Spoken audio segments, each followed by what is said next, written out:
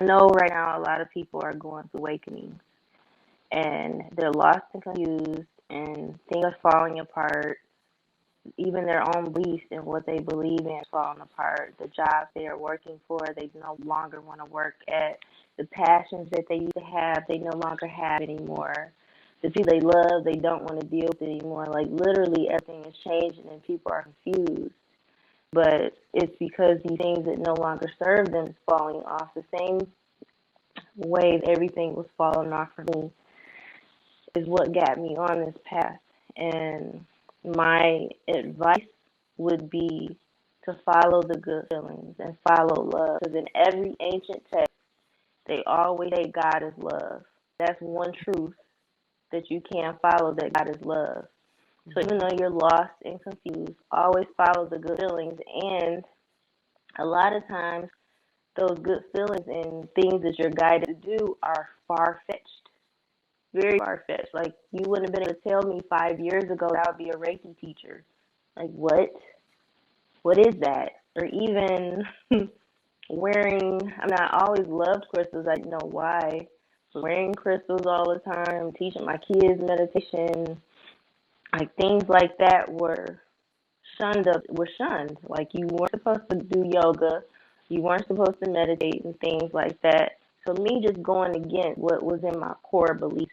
And your core beliefs are from the age of, you're in your mother's womb all the way to the age of 7. And your core beliefs is basically 90% of what you believe is 90% of your subconscious mind. So these core beliefs are going to start to get tested. And that's a good thing, because you follow the good feelings. Whatever you're guided to Google, whatever you're guided to look up, whatever book you feel strongly attracted to go buy and it sounds far-fetched, just go buy it. Even if you feel like you're not ready for it. I buy so many books, and I have so many books that I haven't read. And like now that I'm looking at those books, years ago I wouldn't have been ready for it. But now, like one of the books that I have, I can't remember the title of it, but right now I'm in yoga teacher training, and we're learning about breath work and different things like that, and connecting to the mind, body, and spirit through yoga. And one of the books I have all these things mentioned in the book, but it's not a book about yoga. It's not why I bought the book.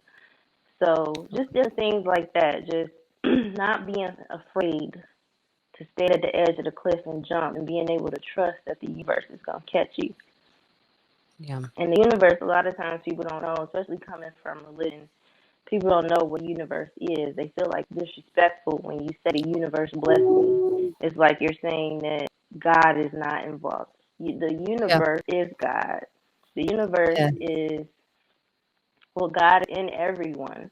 God is in the plants. God is in animals. God is in the Mhm. humans. So sometimes when you're manifesting something, it could be somebody at the grocery store giving you a message Mhm. out of the blue. That's a part of the universe.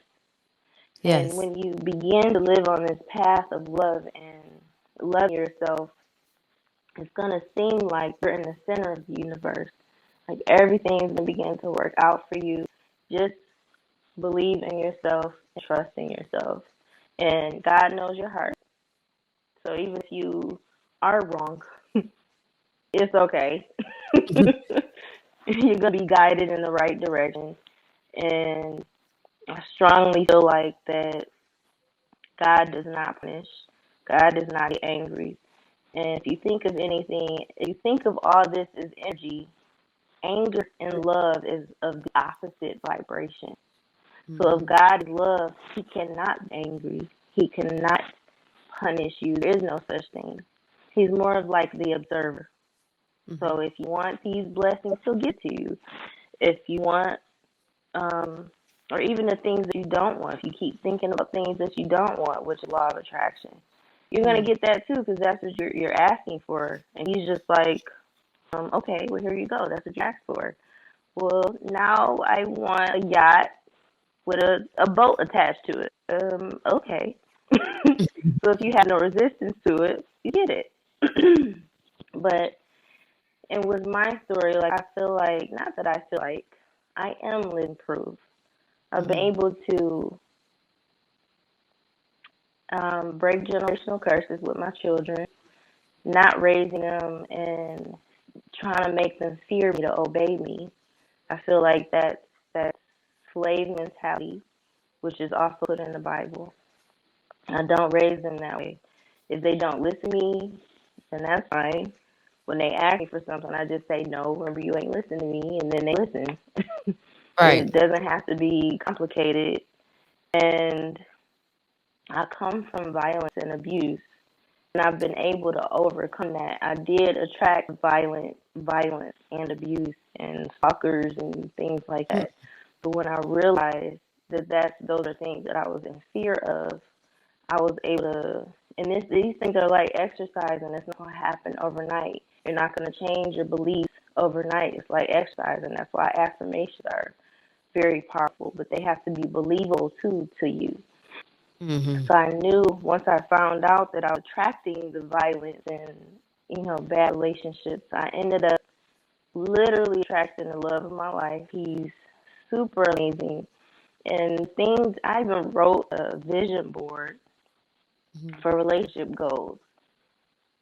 Everything I wrote on that board had come to fruition. Every single thing. Even I had things on there saying, I want to be kissed in the rain. I want to be shut me up with kisses. Just little stuff like that happens.